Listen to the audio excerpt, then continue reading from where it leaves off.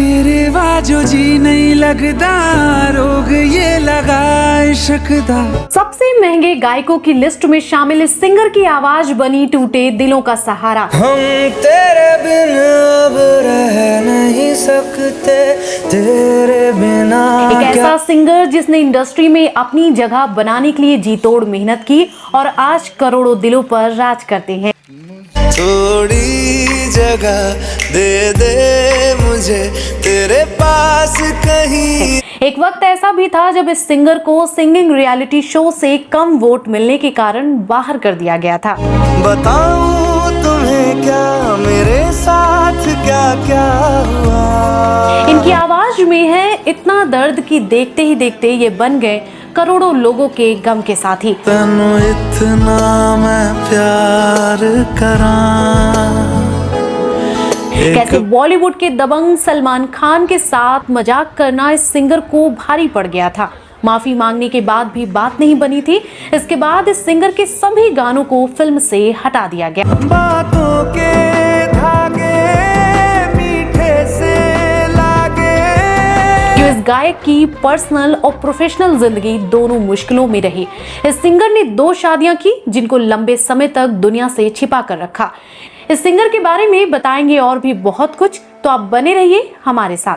क्या रंग लाया दिल का लगाना, क्या आज हम इस वीडियो में बात कर रहे हैं बॉलीवुड की ज्यादातर फिल्मों में अपनी खूबसूरत आवाज का जादू बिखेरने वाले अरिजीत सिंह की। मेरी सुबह हो तुम और तुम शाम हो तुम। अरिजीत सिंह हमेशा से अपनी शानदार आवाज के अलावा अलग स्टाइल की गायकी के लिए जाने जाते हैं।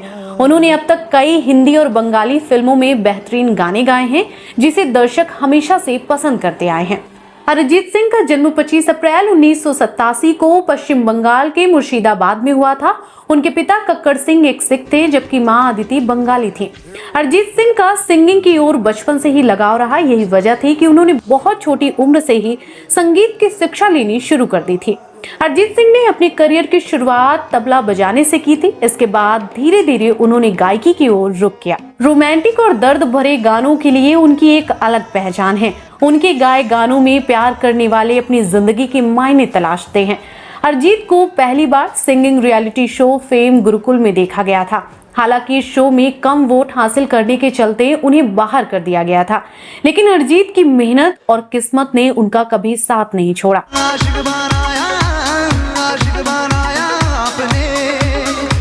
बॉलीवुड में कई बड़े सिंगर्स पहले से ही लाइन में थे, तो ऐसे में अरिजीत का नंबर आना बहुत मुश्किल था।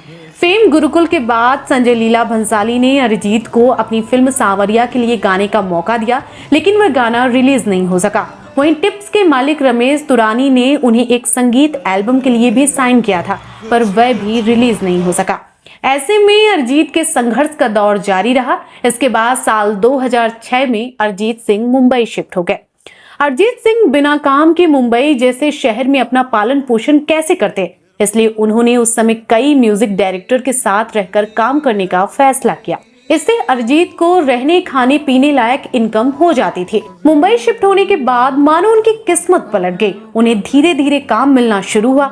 साल 2010 में अरिजीत ने म्यूजिक कंपोजर प्रीतम के साथ मिलकर 3 फिल्म गोलमाल 3, क्रूक और एक्शन रिप्ले के लिए काम किया।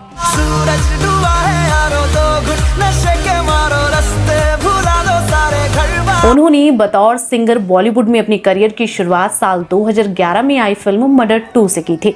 इस फिल्म में उन्होंने ऐ दिल संभल जा जरा गाना गाया। यही गाना इनका बॉलीवुड डेब्यू सॉन्ग बना और इनकी जिंदगी का टर्निंग पॉइंट भी। संभल जा जरा। इस सॉन्ग ने अरिजीत की जिंदगी को बदल दिया। इसके बाद अरिजीत ने एजेंट विनोद, प्लेयर्स, कॉकटेल और बर्फी जैसी फिल्मों के लिए गाने गाए। के भी करीब तू हमेशा पास। लेकिन अरिजीत को असली पहचान आशिकी 2 से मिली थी। यह फिल्म साल 2013 में आई थी, जिसके गाने लंबे समय तक हिट रहे थे। इस फिल्म का एक गाना मेरी आशिकी तुम ही हो आज भी जवां दिलों की पहली पसंद है। मेरा दर्द भी मेरी आशिकी अब तुम। और ये वही फिल्म थी जिसने अरिजीत को जमीन से उठाकर आसमान की ऊंचाइयों पर बैठा दिया।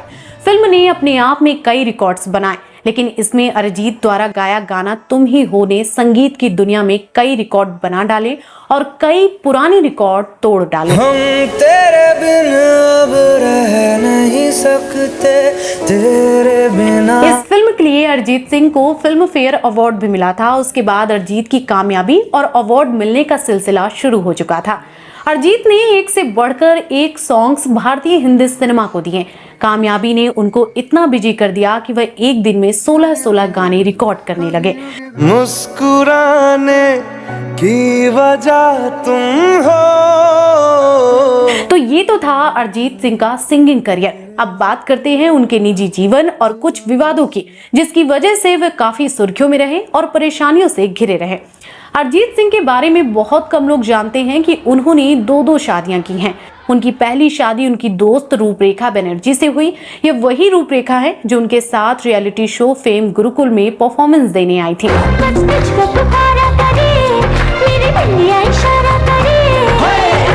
इसी शो में दोनों एक दूसरे के नजदीक आए और इसके बाद शादी कर ली, लेकिन आगे चलकर इनके बीच मनमुटाव हुआ और दोनों ने तलाक ले लिया। हमारी अधूरी कहानी। इसके बाद अरिजीत सिंह ने दूसरी शादी साल 2014 में अपनी बचपन की दोस्त कोयल रॉय से पश्चिम बंगाल के तारापीठ मंदिर में की। कोयल रॉय की ये दूसरी शादी थी। कोयल रॉय पहले से एक बच्चे की मां है। कुछ समय तक अरिजीत ने शादी को छुपा कर रखा, लेकिन फिर अरिजीत ने खुद एक पोस्ट शेयर किया और इस राज से पर्दा उठा दिया। अब बात करते हैं अरिजीत सिंह और सलमान खान के बीच विवाद की।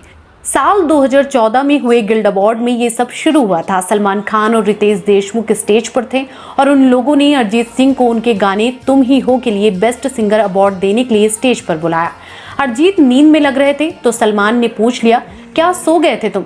इस पर अरिजीत ने जवाब दिया, हाँ तुम लोगों ने सुला दिया। बता दें कि अरिजीत सलमान और रितेश की होस्टिंग का मजाक उड़ा रहे थे और कहना चाह रहे थे कि उन लोगों की होस्टिंग इतनी बेकार थी कि उन्हें नींद आ गई। स्टेज पर तो सलमान ने कुछ नहीं कहा, लेकिन मन ही मन अरिजीत से बैर कर बैठे और अपनी सभी फिल्मों से रातों रात अरिजीत सिंह द्वारा गाए गानों को हटवा दिया।